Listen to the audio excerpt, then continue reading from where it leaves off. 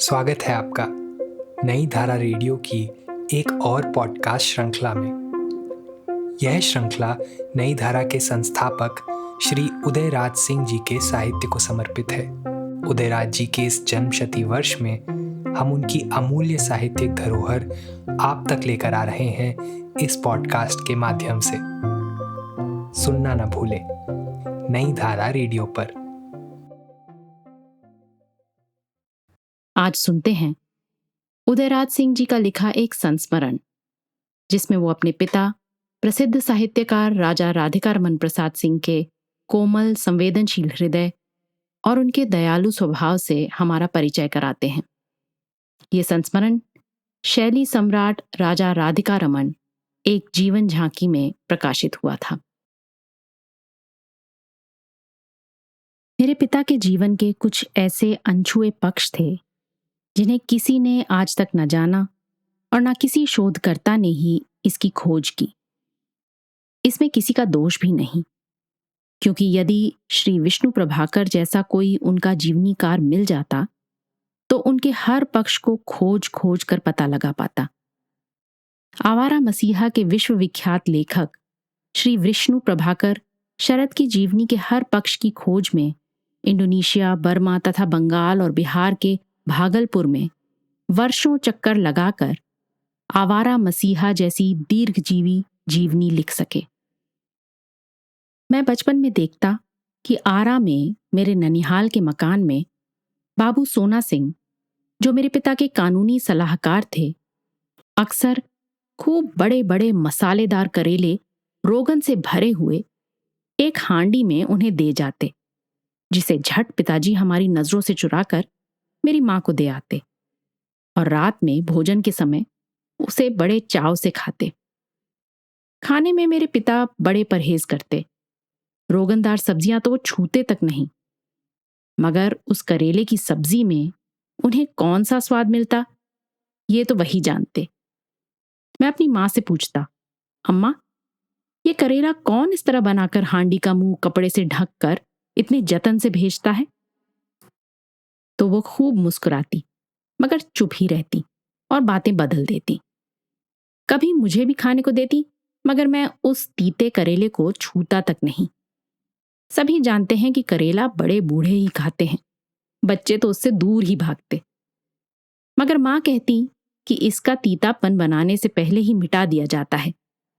फिर ये भी देखता कि पिताजी के भीड़ भाड़ से कुछ अलग होते ही बाबू सोना सिंह कहते, सरकार, पर्दे की ओट से उन्होंने ये भी कहा है कि लल्लन, मेरे पिताजी का पुकार का नाम था, जिसे उस समय मेरी दादी तथा डॉक्टर सच्चिदानंद सिन्हा को छोड़कर कोई नहीं उन्हें इस नाम से पुकारता था।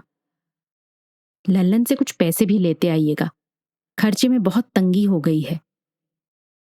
पिताजी चट उन्हें 100-150 रुपए निकाल कर देते।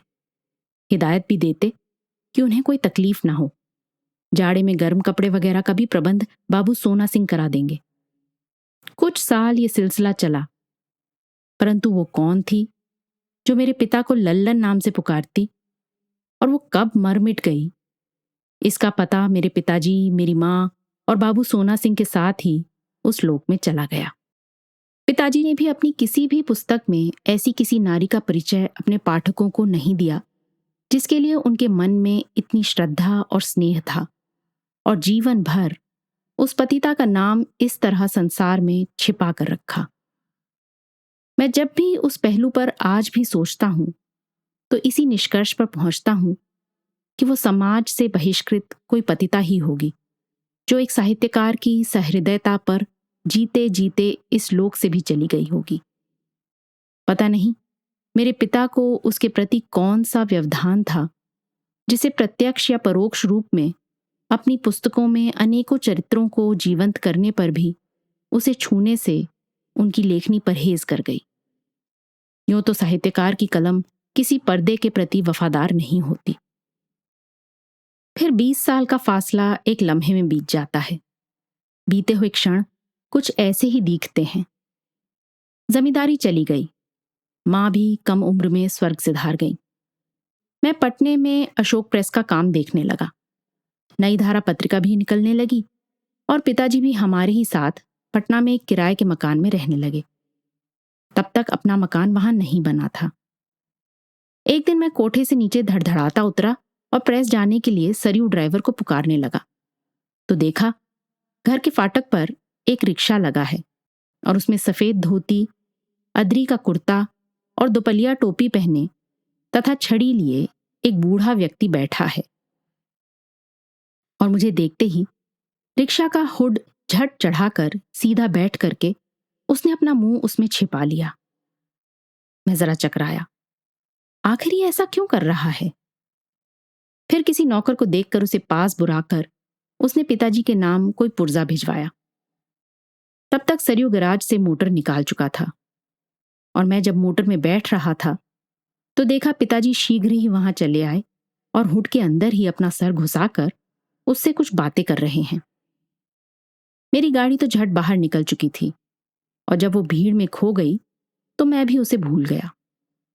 बस वो बात उस दिन आई गई हो गई। कुछ दिनों बाद फिर उसे देखा और जब तक मेरा मकान पटना में नहीं बन गया वो साल में 2-4 बार उसी तरह आता रहा और बाबूजी उसी तरह उससे मिलते रहे। दूसरे किसी ने उसे न देखा न कभी उसकी खोज खबर ली। हाँ, 2-3 वर्षों बाद एक पोस्ट कार्ड अवश्य आया जिसे डाकिया ने मुझे ही दिया, जिसमें कोई पता ठिकाना नहीं था और ना कोई नाम ही था।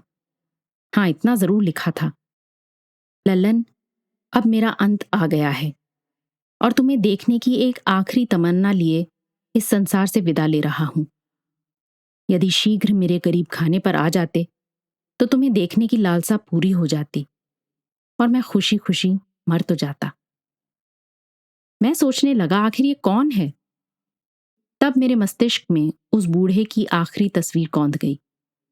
वो आखिरी बार जो आया था तो मैंने देखा कि उसके हाथ पांव फूल गए हैं। तभी मैं समझ गया था कि कोई भीषण बीमारी से ये आक्रांत है।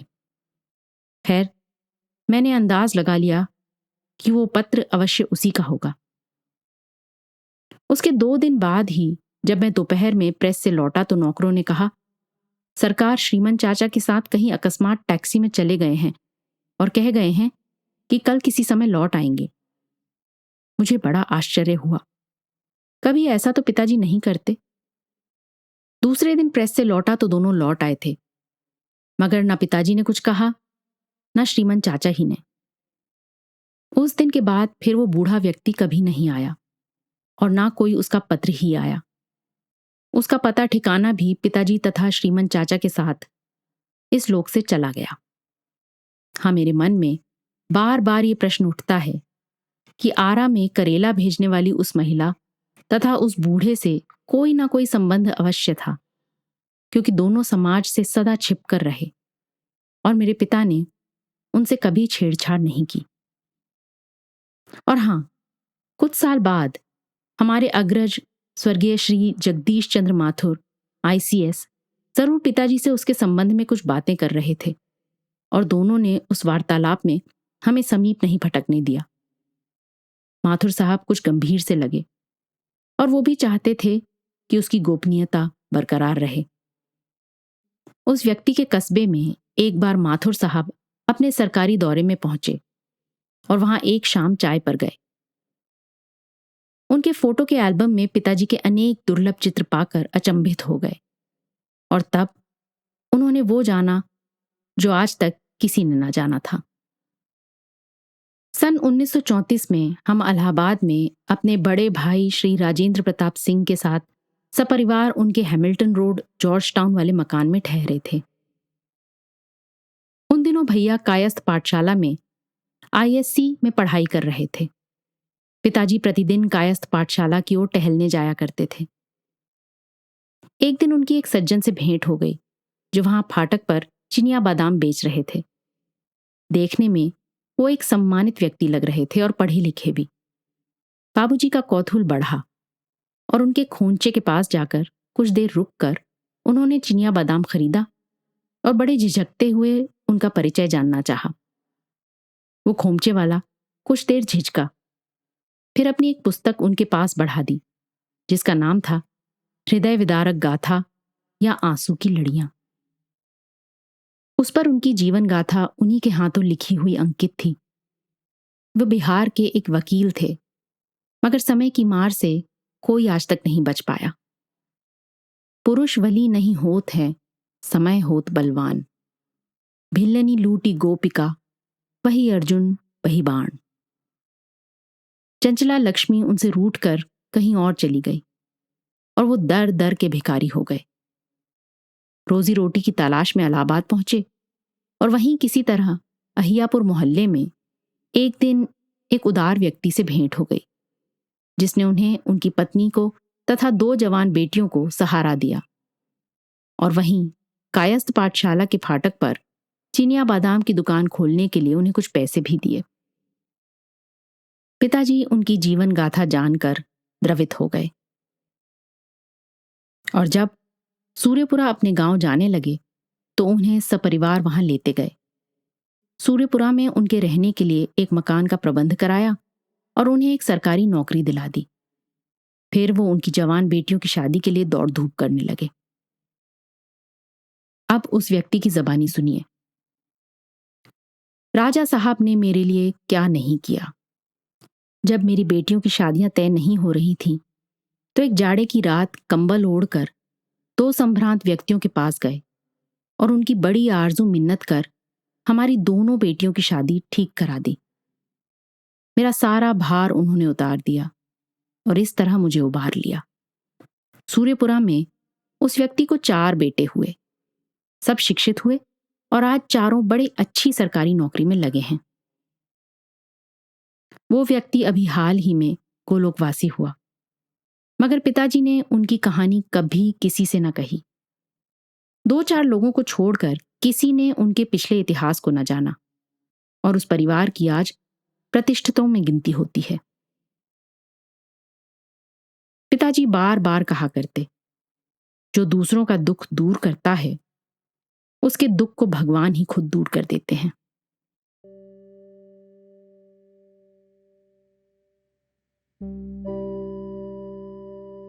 इस पॉडकास्ट को सुनने के लिए आपका धन्यवाद। हम आशा करते हैं कि हमारी ये प्रस्तुति आपको ज़रूर पसंद आई होगी। अन्य पॉडकास्ट्स, वीडियो इंटरव्यूज़ आदि के लिए नई धारा को सभी सोशल मीडिया प्लेटफॉर्म्स पर फॉलो करें। जल्द ही आपसे फिर मुलाकात होगी। धन्यवाद।